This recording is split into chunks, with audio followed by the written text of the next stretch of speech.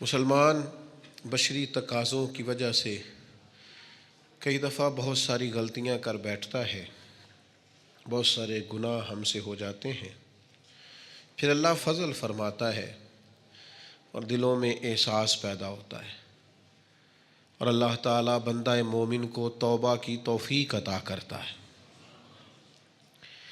اب یہ کہ توبہ کسی شخص نے کی، اللہ کے حضور وہ رجوع لایا، اس نے ارادہ کیا کہ اب وہ اپنے مالک کا فرما بردار بن کر وقت گزارے گا، نافرمانیوں سے اللہ تبارک و تعالیٰ کی بارگاہ کی جتنی بھی اس سے نافرمانی ہوئی ہے اس سے وہ سچے دل سے تائب ہوگا، تو اس کے لیے وہ کیا کرے؟ توبہ کے بعد کیا شرائط ہیں اور کیا ضروریات ہیں جس کے بعد وہ سمجھے کہ اب میں اس رستے کا مسافر بن گیا ہوں جو رستہ اللہ کی رضا کا رستہ ہے، حضور علیہ الصلاۃ والسلام کی اتباع اور پیروی کا رستہ ہے، وہ رستہ ہے جو جہنم سے بچا کے جنت کی طرف لے کر کے جائے گا۔ تو قرآن مجید نے سورہ نساء کے اندر توبہ کرنے والوں کی بابت ارشاد فرمایا کہ توبہ کرنے کے بعد والی زندگی کیسی ہو، توبہ کی شرائط کیا ہیں، توبہ کن بنیادوں پر ہے۔ کیا خالی توبہ توبہ پکار لینے سے، شب برات کی رات رو لینے سے، شب قدر کی رات آنسو بہا لینے سے اور اللہ کی بارگاہ میں 2 نفل ادا کر لینے سے توبہ مکمل ہو گئی؟ تو قرآن مجید نے یہاں توبہ کا ذکر فرمایا، اگرچہ پیچھے جو آیات ہیں اس میں تذکرہ منافقین کا ہو رہا ہے کہ منافق جہنم کے سب سے نچلے طبقے میں ہوں گے، لیکن فرمایا اگر وہ توبہ کر لیں تو توبہ کے بعد کیا کریں؟ فرمایا الا الذین تابوا، مگر وہ لوگ جو توبہ کر لیں، وَأَصْلَحُوا، اور پھر سنور جائیں، پھر اپنے آپ کو درست کریں، پھر اپنی تربیت کریں، پھر اپنی اصلاح کریں۔ اور کیسے کریں؟ وَاعْتَصَمُوا بِاللَّهِ، اللہ کی رسی کو مضبوطی سے تھام لیں، اللہ کے ساتھ جڑ جائیں، رب رسول سے رشتہ مضبوط کر لیں۔ اور اس مضبوطی کا رنگ کیا ہوگا؟ فرمایا وَأَخْلَصُوا دِينَهُمْ لِلَّهِ، اپنا دین خالص اللہ کے لیے کر لیں، اس میں لوگوں کو دکھانے کا، اس میں دنیا داروں کو راضی کرنے کا، اس میں تصنع کا، بناوٹ کا کوئی شائبہ نہ ہو۔ وَأَخْلَصُوا، خالص کر لیں اپنا دین، کس کے لیے؟ للہ، اللہ کے لیے اپنا دین خالص کر لیں۔ یہ شرائط بتائی جا رہی ہیں، توبہ کے بعد کی زندگی بتائی جا رہی ہے۔ ایک توبہ کریں، پھر اپنی اصلاح کریں، اپنی تربیت کریں، اپنے اندر سے کمزوریاں دور کریں۔ وَاعْتَصَمُوا بِاللَّهِ، اللہ کی رسی کو مضبوطی سے تھام لیں۔ اور پھر ارشاد فرمایا کہ وَأَخْلَصُوا دِينَهُمْ لِلَّهِ، اپنا دین خالص کریں اللہ کے لیے۔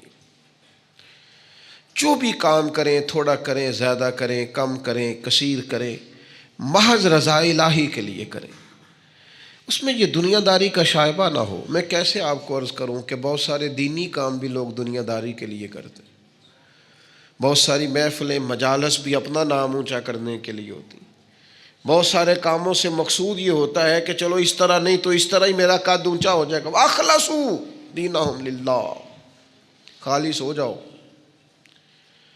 خالص ہو جاؤ۔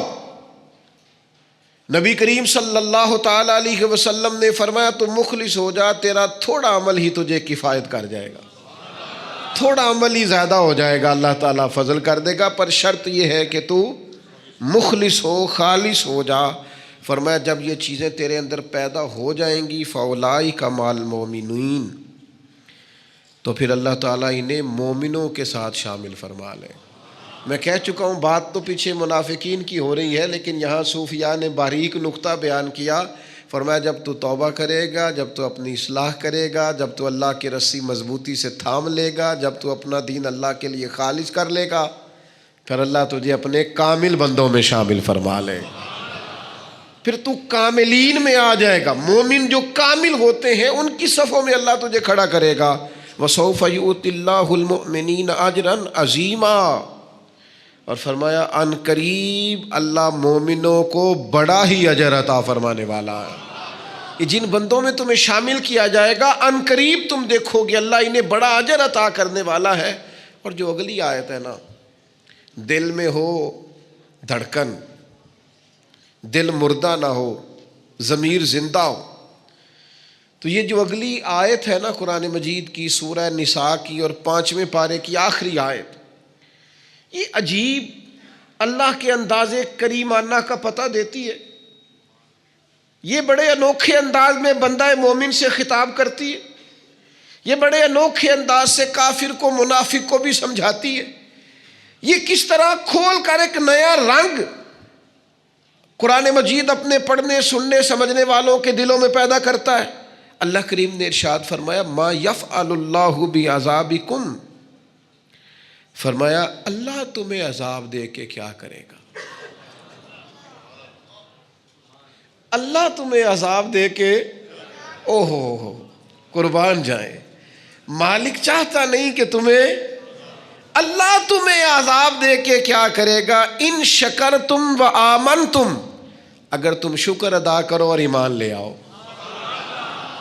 اگر تم شکر گزار بندے بن جاؤ، مومن بندے بن جاؤ، تو اللہ تمہیں عذاب دے کے کیا کرے گا.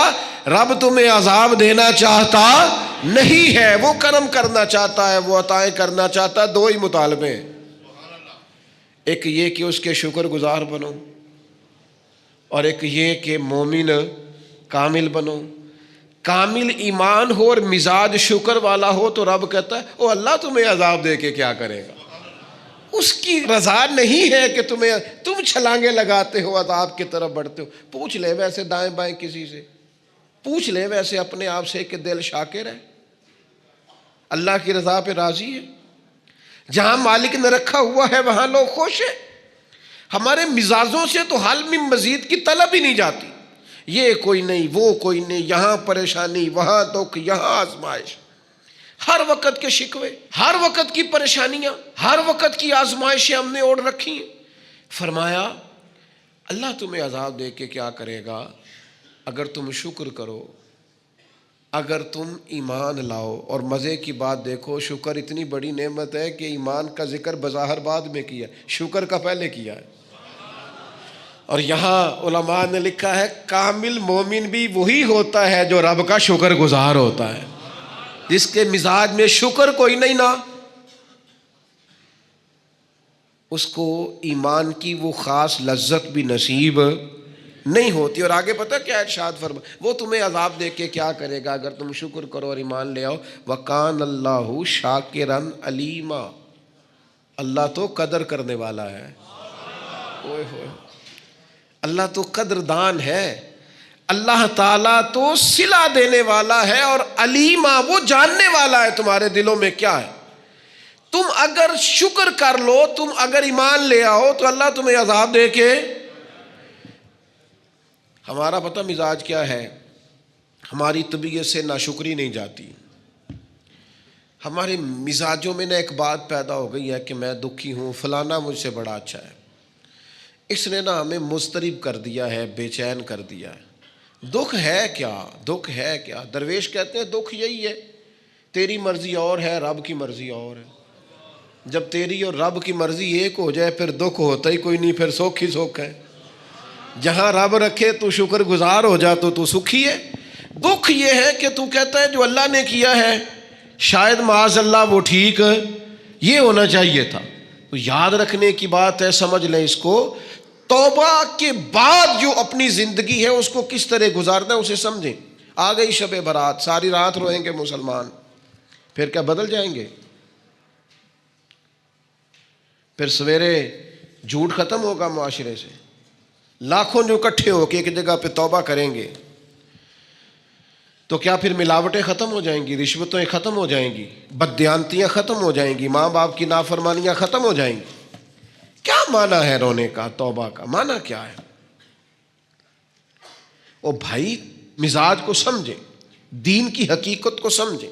توبہ جب آپ کریں گے تو اس کے لیے ضروریات کیا ہے؟ سب سے پہلی بات تو یہ ہے کہ توبہ کرنے کے لیے ندامت کی ضرورت ہوتی ہے. نبی اکرم صلی اللہ تعالیٰ علیہ وسلم نے ارشاد فرمایا، یہ احمد بن حنبل میں بھی حدیث ہے، مسند امام احمد بن حنبل میں، ابن ماجہ میں، دیگر کتب حدیث میں بھی محبوب نے فرمایا، ندامت کا نام توبہ ہے، شرمندگی کا نام توبہ ہے، غلطی کر کے احساس ہو جانے کا نام، اور جن لوگوں میں احساس نہیں ان کی کوئی توبہ نہیں۔ مجھے یاد تو نہیں جی کبھی کسی کا دل دکھایا ہو، مجھے یاد تو نہیں کبھی کسی کا برا چاہا ہو، مجھے یاد تو نہیں کبھی کسی کا نقصان کیا ہو، پر میں اللہ کی بارگاہ میں توبہ کرتا ہوں۔ بھئی آپ پاک صاف اتنے ہیں تو توبہ کس بات کی؟ آپ میں جب ندامت ہی نہیں پیدا ہو رہی، آپ گناہ کو گناہ ہی تسلیم نہیں کر رہے، اپنی غلطی نہیں مان رہے، تو توبہ کاہے کی؟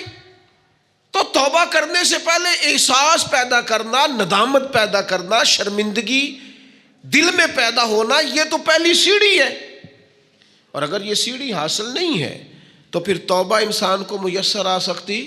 حضرت عمر فاروق رضی اللہ تعالیٰ عنہ ارشاد فرمایا کرتے تھے، جو لوگ زیادہ کثرت سے توبہ کرنے والے ہیں، استغفار کرنے والے، ان کے پاس بیٹھا کرو، ان کے دل نرم ہوتے ہیں، ان کی صحبت اختیار کیا کرو، مزاج کے نرم ہوتے۔ کیوں؟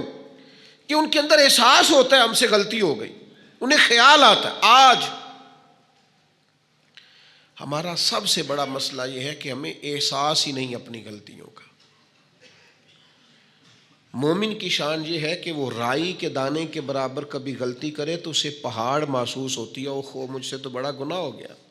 اور منافق کی علامت یہ ہوتی ہے کہ پہاڑ کے برابر گناہ کرتا ہے تو رائی سمجھتا ہے، کہتا ہے کچھ بھی نہیں، ساری دنیا نہیں کرتی، پھر کیا ہو گیا؟ ہو جاتا ہے انسان نہیں۔ مومن ڈرتا ہے، احساس ندامت ہر وقت اسے بے چین رکھتا ہے۔ اللہ کے بندے ہمیشہ ندامت کے ساتھ رہتے ہیں۔ دلوں میں احساس تو پیدا کریں، طبیعت تو ہو یار کہ مجھ سے غلطی ہوئی ہے۔ سیدہ عائشہ صدیقہ فرماتی ہیں، حضور نے فرمایا جو بندہ اعتراف کرتا ہے نا، مالک مجھ سے غلطی ہو گئی، اعتراف گناہ کر کے معافی مانگتا ہے، تاب اللہ علیہ، اللہ اس کی توبہ کو قبول فرما لیتا ہے۔ اعتراف ہی نہیں، ہم نے جرم کیا ہی کوئی نہیں، ہمارے اندر کوئی غلطی ہے ہی نہیں سرے سے۔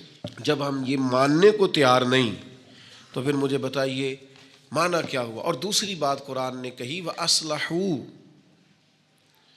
پھر وہ اپنی اصلاح بھی کرے، پھر گناہ چھوڑ دے جس سے توبہ کی ہے، پھر دوبارہ اس خطا کے پاس نہ جائے، پکا ارادہ تو کرے کہ آج کے بعد دوبارہ یہ جرم نہیں کرنا، لیکن توبہ بھی خوب کی، شب برات کی ساری رات روئے، عمرہ بھی بہت کثرت سے کیا، وہاں جا کے بھی بڑی معافیاں مانگی، لیکن واپس آ کے وہ گناہ چھوڑا ہی نہیں۔ وہ جس غلطی کی توبہ کی تھی اس کی اصلاح ہی نہیں کی، اپنے آپ کو بدلا ہی نہیں۔ تو بھائی بچہ چھٹیاں کر کے آتا ہے، استاد کہتا ہے میں تمہیں کلاس میں نہیں رکھوں گا، یہاں سے نکل جاؤ، تو وہ طالب علم کہتا ہے کہ استاد جی آئندہ چھٹی نہیں کروں گا، آئندہ چھٹی مجھے معاف کر دیں، میں آئندہ غیر حاضری۔ یہ کیا ہے؟ یہ اس کی توبہ ہے۔ اگر وہ کہے کہ جناب آپ معاف بھی کر دیں پر اگلے ہفتے 2 چھٹیاں میں نے دوبارہ بھی کرنی ہے، تو استاد رکھ لے گا؟ تو اسے کہیں گے تو فارغ ہے۔ وہ یقین دلاتا ہے، پھر اپنی اماں سے سفارش کراتا ہے، فون کراتا ہے، ابا جی کا فون کراتا ہے، گھر سے وہ کسی سفارشی کو لاتا ہے، کہتا ہے جناب یہ مہربانی کریں، یہ میں ان کو ساتھ لایا ہوں، میں آئندہ چھٹی، غلطی ہو گئی، بھول گیا تھا۔ وہ بار بار کہتا ہے جی آج کے بعد ہوا تو جو مرضی کر لیجئے گا، آج کے بعد اگر غلطی ہوئی تو پھر آپ جو مرضی فیصلہ کیجئے گا۔ یہ غلطی آئندہ نہ کرنے کا ارادہ توبہ ہے، لیکن ساری رات شب برات پہ رو کے سویرے ہی دکان کھولتے پہلا جھوٹ بول دینا اور کہنا میں توبہ کر کے آیا ہوں۔ تو حضرت ذوالنون مصری رحمت اللہ تعالیٰ علیہ فرماتے ہیں گناہ سے باز آئے بغیر توبہ کرنا جھوٹے لوگوں کا طریقہ ہے۔ یہ رب سے بھی جھوٹ بول کے آیا رات کو، اس کا پورا ارادہ نہیں تھا توبہ کا، اس لیے کہ گناہ چھوڑنے کا ارادہ ہی نہیں، باز آنے کا پروگرام ہی نہیں، اس کا استغفار، اس کی توبہ، یہ جملے تھے، یہ لفظ تھے، یہ زبان کی ادائیگی، قلب اور روح کے ساتھ اس نے توبہ نہیں کی۔ میرے بھائیوں، وقت ہمیں میسر آ رہا ہے، ارادہ کریں نا خطائیں چھوڑنے کا۔ اب کتنی دیر تک بہت سارے حالات بدل گئے، عمریں بڑھ گئیں، بات آگے نکل گئی۔ امام غزالی فرماتے ہیں جس کی عمر 40 سال ہو گئی، اور ابھی بھی وہ گناہ سے باز نہیں آیا، اس کا مطلب یہ ہے کہ وہ اپنے لیے جہنم کا فیصلہ کر چکا ہے معاذ اللہ، اس نے ارادہ کر لیا ہے کہ جانا ہی گویا دوزخ میں، اللہ کی نافرمانی پر کمر بستہ ہو گیا۔ تو دوسری شرط یہ ہے کہ ارادہ کیا جائے کہ میں آج کے بعد یہ والا عمل نہیں کروں گا۔ اور میں نے چھوٹے بچوں کو جو ابھی 15-18 سال کی عمر میں ہوتے ہیں، میں نے انہیں دیکھا ہے کہ وہ اساتذہ کو اور والدین کو کیسے مناتے ہیں، وہ اپنے بڑوں کو کیسے مناتے ہیں، وہ کیسے یقین دلاتے ہیں، کہتے ہیں آج کے بعد دوبارہ آپ مجھے یہ غلطی کرتے تو محسوس ہوتا ہے۔ پھر ان پر بڑے سخت ترین اساتذہ کو بھی رحم آتا ہے، کہتے ہیں یار کہہ تو رہا ہے، آخر بچہ ہے، چلو بھول گیا تھا، رکھ لو، خیال آ جاتا ہے۔ تو جب تک یہ کیفیت پیدا نہیں ہوتی اتنی دیر تک شب برات کی شام ہاتھ اٹھانے کا مقصد سمجھ میں نہیں آتا، دعا مانگنے کا مقصد سمجھ میں، آپ نے پختہ ارادہ ہی نہیں کیا۔ پھر تیسری بات توبہ کے مسئلے میں ہمارے علماء نے یہ لکھی ہے کہ گناہ جس طرح لوگ ڈٹ کے کرتے ہیں اور ڈھٹائی سے کرتے ہیں، تو توبہ والے معاملے میں بندے کو ذرا ڈٹنا چاہیے، کچھ دن اسے پریکٹس تو کرنی چاہیے، جد و جہد تو کرنی چاہیے، کوشش تو کرنی چاہیے۔ اللہ کہتا ہے تو ہمت کر، رب تیری مدد فرمائے گا۔ ان الذین قالوا ربنا اللہ ثم استقاموا تتنزل علیہم الملائکہ، جو کہے گا اللہ میرا رب ہے پھر ڈٹ جائے گا، اس کی مدد کے لیے اللہ فرشتے بھی نازل فرما دے گا۔ استقامت کا تھوڑا مزاج ہو، تھوڑی طبیعت ہو کہ ہم نے استقامت اختیار کرنی ہے، ڈٹنا ہے تھوڑا توبہ کے بعد، تھوڑا ارادہ کرنا ہے کہ یار نہیں اب میں نے اس طرف نہیں جانا، اب میرا ارادہ بدل گیا، اب میں نے یہ کام۔ ایک صحابی تھے تو فرماتے ہیں کہ میں توبہ کرنے سے پہلے ایک خاتون کے ہاں آیا جایا کرتا تھا، پھر اللہ نے مجھے توفیق دی، میں توبہ کر گیا اور کلمہ پڑھ گیا، اور جب میں حضور کی بارگاہ سے ہو کے واپس آ رہا تھا تو وہ رستے میں مجھے آوازیں دے رہی تھی، لیکن جب میں نظریں جھکا کے اس کے پاس سے گزر گیا تو مجھے کہنے لگی تم وہی نہیں ہو؟ تو میں نے کہا نہیں، اب تو میں توبہ کر کے آیا ہوں، اب تو میں اللہ کا بندہ بن کے آیا۔ حضرت حبیب اجمی رحمۃ اللہ تعالی علیہ، اللہ نے مجھے توفیق دی، میں ان کے مزار پہ بھی حاضر ہوا، بغداد معلیٰ میں ان کا مزار ہے، اور میں ان کے قبر کی پیروں کی جانب کھڑے ہو کے تو ان کے کچھ اقوال ان کو سنا رہا تھا، ان کے کچھ اقوال ان کو سنا رہا تھا۔ حضرت حبیب اجمی رحمۃ اللہ علیہ سود کا کام کرتے تھے، دعا کریں اللہ ہم سب کو محفوظ کرے، آمین تو کہیں، اللہ ہم سب کو۔ اب لوگوں نے بغلوں میں فتوے بھی رکھ لیے ہیں، کل پرسوں میرے پاس ایک صاحب فتویٰ لے کے آئے، فلانے مولانا صاحب نے کہا فلانی بینک کا سیونگ اکاؤنٹ بھی ٹھیک ہے، یہ میری بغل میں فتویٰ ہے تو یہ آپ پڑھ لیں۔ میں کیا تو مینو کو پوچھنا آیا جی تو تیرے کو فتویٰ جو ہے، ایک بندے کو فتویٰ مل گیا ہے اور اس نے پکڑا ہوا ہے بغل میں ہے، میرے پاس کیوں آیا ہے؟ کہنے لگا جی آپ کیا کہہ رہے ہیں؟ میں کیا تو تاں آیا ہے تو مطمئن نہیں مولوی دی گل تے، اگر تو مطمئن ہوتا تو تصدیق کرنے، تو یہ جو مطمئن نہیں ہے نا اس کا مطلب ہے کہ بات کے اندر شک ہے، اس گل چ رولا ہے۔ تو میں کیا رولے والی گل چنگی، تو میں کیا فتویٰ دوبارہ لپیٹ کے جیب چ پا، تو دا سیونگ اکاؤنٹ ٹھیک ہوندا ہے؟ کہندا جی سمجھ نہیں آئی تاں تے آیا۔ میں کہا بس ٹھیک ہے، تینوں پھر سمجھ آ گئی ہے، جیڑی سمجھ نہیں نہ آئی ہے دا مطلب ہے سمجھ آ گئی، یہ سمجھ لے آپ چھوڑیں۔ میں کسی کا نام نہیں لیتا، کوئی بات نہیں کرتا، میں آپ کو بخاری کی حدیث سناتا ہوں، نبی پاک علیہ السلام نے فرمایا ایک حلال ہے وہ بھی واضح، ایک حرام ہے وہ بھی واضح ہے، ایک میں شک ہے کہ پتہ نہیں حلال ہے کہ پتہ نہیں حرام ہے۔ میرے کریم محبوب نے فرمایا تم نے شک والی چیز سے بھی بچنا ہے، شک سے بھی تم نے بچنا ہے، اس لیے کہ مسلمان طیب اور طاہر کا قائل ہوتا ہے، وہ پاکیزہ مزاج ہوتا ہے، پاکیزگی کا قائل ہوتا ہے۔ بھائیو یہ بچیں، یہ رزق حرام اتنا نقصان کرتا ہے کہ انسان کا اللہ سے رشتہ کمزور کر دیتا ہے۔ لقمہ حرام سے پوری پرہیز، پوری زہر کی طرح اس سے پرہیز کریں، تیزاب کی طرح اس سے بچیں، تب جا کے انسان کی روحانی زندگی کچھ آگے بڑھنی شروع ہوتی ہے۔ توبہ سچی اخلاص والی، سنورنے والی اور استقامت والی کہ میں نے پھر دوبارہ یہ عمل نہیں کرنا. اور عادتیں بدل جایا کرتی ہیں، عادتیں بدل. عادی تھے لوگ شراب کے، پر حضور نے فرمایا حرام ہے، تو پھر دوبارہ کوئی قریب بالکل جن چیزوں کی 100% کوئی منع کرنے والا نہیں تھا ان کو اشاروں سے منع کیا میرے نبی پاک نے. تو یہ بندہ مومن کی شان ہوتی ہے، پھر وہ اتنے پکے ہوئے کہ دوبارہ ان چیزوں کے قریب تو توبہ کریں لیکن پھر اس پر ڈٹیں. اور تیسری بات یہ ہے کہ اصلاح احوال کریں، توبہ کے بعد اپنی اصلاح کریں، اپنی تربیت کریں، اپنے اوپر توجہ دیں.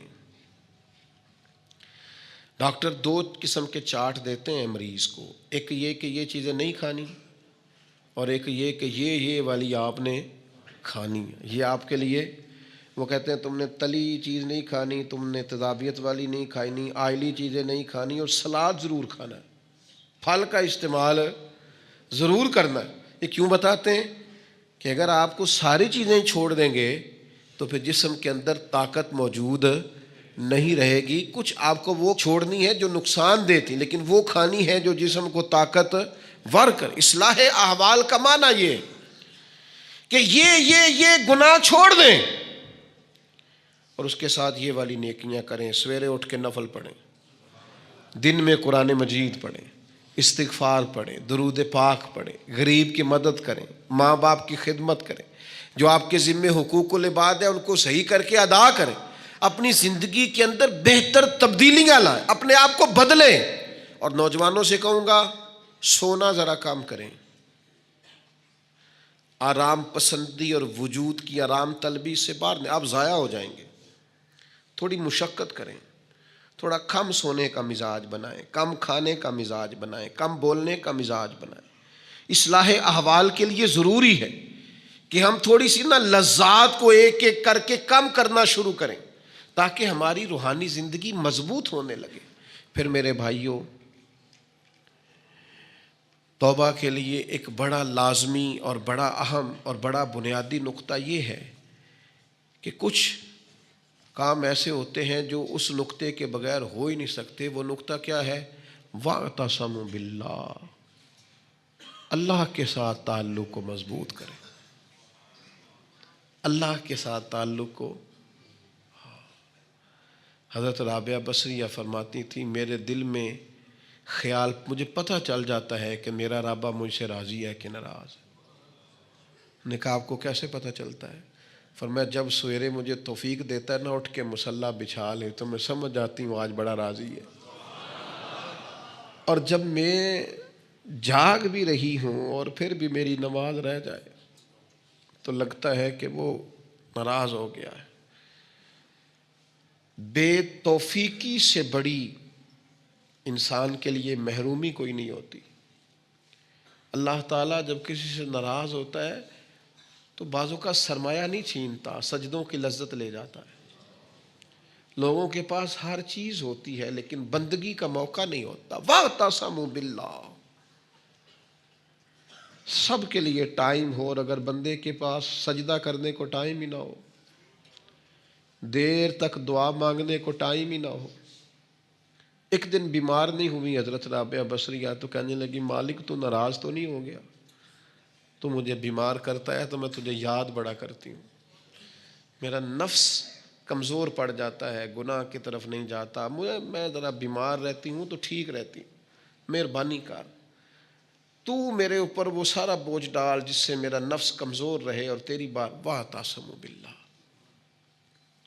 لمبی لمبی دعائیں مانگا کریں، دیر تک اپنے رب کے حضور حاضر رہا کریں. بندوں کو 10-15 منٹ بات سنائے تو وہ اکتانے لگ جاتے ہیں. وہ کہتے ہیں میں نے سن لیا ہے جو آپ نے کہا، مجھے سمجھ آ گئی، آپ بس کریں. آپ وہ کریم ہے، وہ کہتا ہے نہ تمہارے رب کو اونگ آتی ہے نہ نیند آتی. جس وقت بھی دعا مانگو وہ قبول کرتا ہے. اپنا تعلق اللہ رسول کے ساتھ مضبوط کریں. میں اپنے دوستوں سے اکثر کہتا ہوں ہر چیز کمزور ہو جائے، تمہارا مصلی نہیں کمزور ہونا چاہیے. یہ شعبان، یہ رمضان، یہ مصلی بچھانے کے مہینے، مصلی، مجھے اہل عرب کی یہ عادت بڑی اچھی لگتی ہے کہ ان کی گاڑیوں میں بھی قرآن مجید موجود ہوتا ہے اور مصلی موجود ہوتا ہے۔ ہر جگہ نماز کا اہتمام، قرآن کا اہتمام، اس کو اپنی زندگی میں لاگو کریں۔ میری آپ سے اپیل رہے گی کہ خدا را اب ہم بس کریں، بڑی ہو گئی دنیا داری، اور یہ جو ہم نے چاروں جانب جال بچھایا ہوا ہے نا، اس کو بھی راضی رکھا ہوا ہے، اس کو بھی راضی رکھا ہوا ہے، اس سے بھی تعلق بنا ہوا ہے، یہ بڑا کمزور جال ہے، ایک منٹ میں ٹوٹ جائے گا۔ لوگ کوئی نہیں لمبا چلتے کسی کے ساتھ، آرزویں بدل جاتی ہیں، تعلقات بدل جاتے ہیں، کچھ بھی نہیں ہوتا، کوئی نہیں لمبا چلتے۔ میں ایک جگہ بیان کرنے کے لیے گیا تو میں رو پڑا۔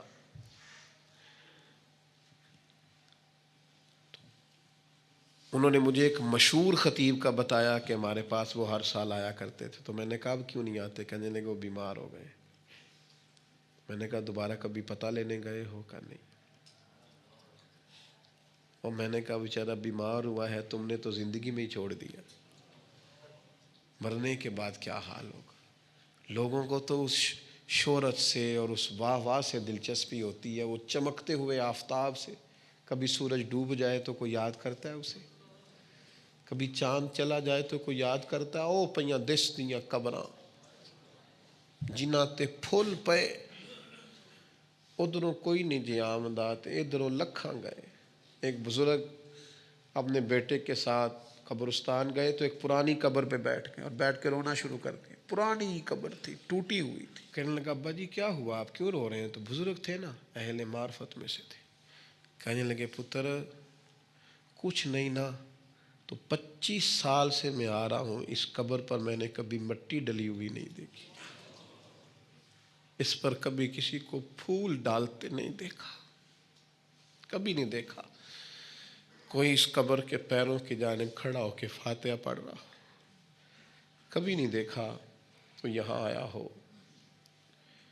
تو لوگ تو کہنے لگے 20-25 سال تو مجھے بیت گئے۔ ان کا بیٹا مجھے بتانے لگا کہ ابا جی بڑا روئے، والد صاحب کہنے لگے کہ پتہ نہیں ہمارے ساتھ کیا ہونے والا ہے، آتے ہی نہیں لوگ، بھول گئے۔ آپ چلے جائیں قبرستان میں، کئی قبریں شکوہ کریں گی کہ کوئی نہیں آیا، زمانہ بر مزار ماں غریباں۔ یہ جہانگیر کی قبر پہ لکھا ہے کہ میں غریب ہوں، میری قبر پہ تو بلبل بھی کوئی نہیں آتی، کوئی بلبل ہی گیت سنا جائے آ کے، کوئی پروانہ ہی نہیں آتا، لیکن بادشاہاں نہ امیراں دے دیوے بل دے صدا فقیراں دے۔